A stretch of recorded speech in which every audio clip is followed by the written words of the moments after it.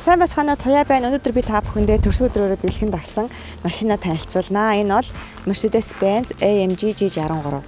Нөхөн дөмбөрийн процесс тань өдрөөр биш цагаар мандал даатгал. G-класс дотроо G500, G63-гийн хоёр янз байгаа.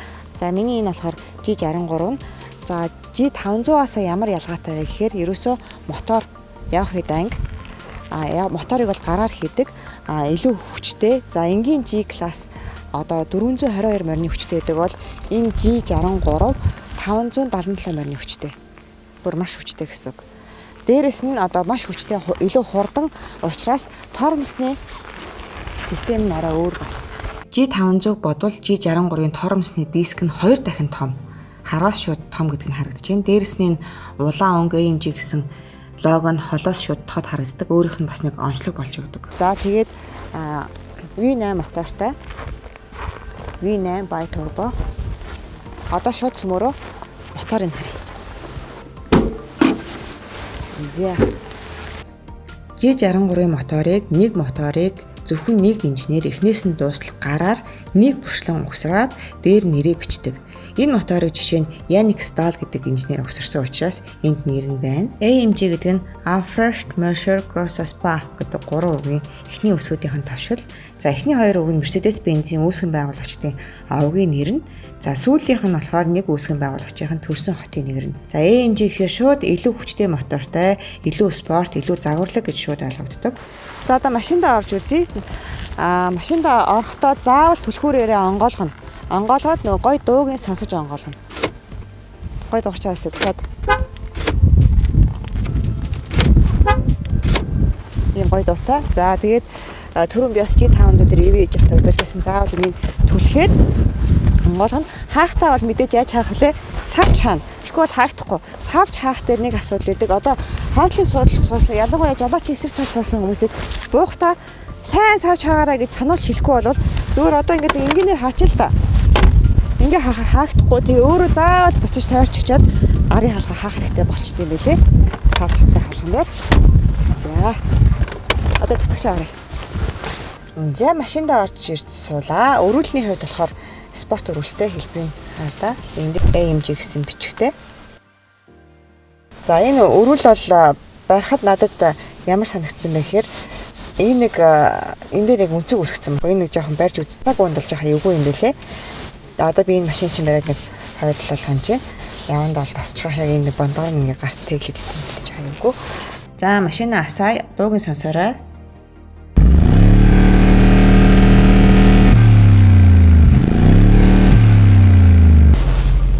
За одоо энд ямар удирдлагад байгааг харъя. За энэ бол уртлын дэлгэцийн удирдлага. Энэ нь touch screen. Энэ уртлын хар нь болохоор эргүүлээд удирдах боломжтой юм хоёр удирдлагатай.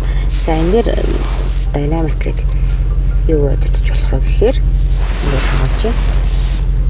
Эндээс замын гадаргуу машины явлаа сонгож болно. За явдлын хувьд G500-аас ялгаатай нь Sport Plus буюу спорт нэмэх сонголттой. Sport Plus-ыг сонгохоор моторын дуун өөрчлөгдөөд шууд хурдтай давхад бэлэн болдог. За эндээс ингэж дэлгэцээ сонгохоос гадна энэ товчнууд дээрээ шууд дараад Sport Plus мод руугаа шууд шилжих бас боломжтой. За энэ дээр болохоор уурталтай урдлын машинтай дэндүү ойр төсөл урдуур хүн гүүхээр автоматар тоормсолдог. Надад миний нэг машины урдуур нэг 2 удаа хүн гинтийг гарч ирсэн. Тэгэхэд одоо яг автоматар тоормсолж илээ. За энэ нөө бензиний зарцуулалт ямар байгааг харж байна. Одоогоор бол 100 км-т 30 литр бензин зарцуулж байгаа юм байна. За лайт нь болохоор мэдээж ambient light гэдэг нэг салоны гэрэл байгаа. Салоныхаа гэрлийг янз бүрээр тохируулж болно. За энэ бүсний тохиргоо үсээ зүүсний дараа бүс чинь өөрөө автоматар дахиад чангарна. Дээрээс нь тормос дарсан тохиолдолд ер нь баг зэрэг тормос дарахад бүс чинь автоматар дахиад чангардаг. Надад энэ их таалагддаг. Машин антраагаад гарахад өрүүлэн дээшлээд суудлын жоохон хоошоо болоод нэг гарч хахад илүү эвтэйхэн болчдөг. Энэ тохирог хийчихэр. За бас энэ заавал энэ тохироо хийхгүйсэн ч бол өрүүлэн дээр юутай зүүн талын тавчлаараа хянах самбуудаа удирдна. За баруун талын өдөрч бол энэ хэсгийнхаа дэлгэцийг удирдна. Энэ болохоор нөгөө touch screen мэдрэгчтэй. За одоо жишээлбэл энэ яаж өөрчлөгдөж байгааг харж байна тий. Ямар сонголтод байгаа вэ? За энд AMG Performance гэж сонголт байгаа. Яг гэхээр мэдээж ийм машин унсан юм чинь уралдахдаа өөрийнхөө цагаа хэмжих боломжтой. Энд дээр цагуудаа хэмжих боломжтой бэлэн дэлгэцтэй гэсэн үг. Ер нь бол замын гадруунаас шалтгаалаад яаж явах вэ гэхлийн туслаарууд дээр дарж сонгож болно. За эсвэл юун дээр алхаатай зам дээр явж байгаа энэ дээр даардаг ч юм уу тий. За энэ тал болохоор дуугач хангална. Энэ юу гэхээр хажуу талын одоо хаалганы дараагаа яндан энэ дээр дарчих юм бол одоо илүү дуутай болох гэсэн. Би таазч үзүүлээ. За энэ чинь одоо би цонхоо онгойлгочоод дуурайж үзүүлээ. Энэ цонх нөгөө хоёр давхар шилтэй учраас дуу битэмж маш сайтай. Одоо ингэж байгаа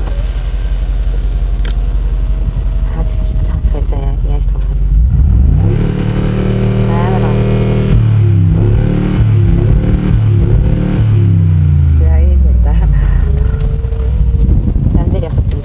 Амар сүртэй дуурч байгаа. Хэрэг одоо хүмүүсийн анхаарлыг татчих аяа.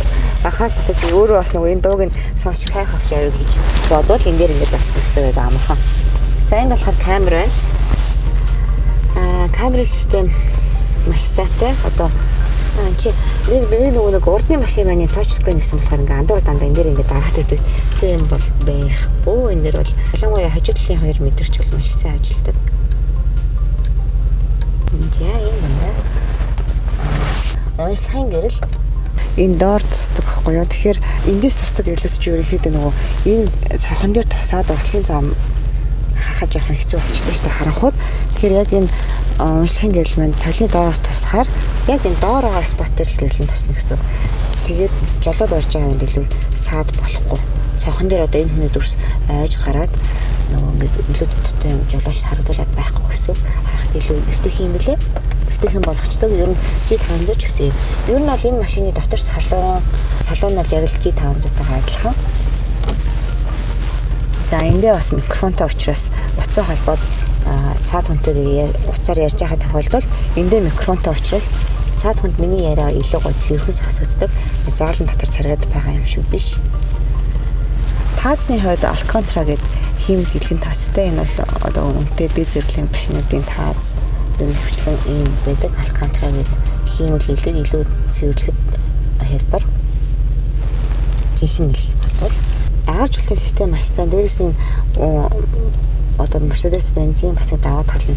Агаар жуултын үлээлт нь бусад машинуудыг бодвол илүү зөөлөн юм илүү таатай байдаг. Одоо гараа ингээ хөрөхээр илүү мэдээлэлтэй нэг тийм хүчтэй биш зөөлхөн үлээдэг. За голын хайрцагны хувьд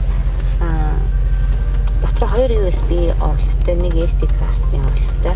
За мэдээж USB оролцоо энэ уцаа тэмдэглэх бол бичдэг энэ яг энэ нэг хаач штэ тий. Тэгэхээр яг энэгээр ингээд гар утсыг тэмдэглэхний утас нь ингээд гарах боломжтой.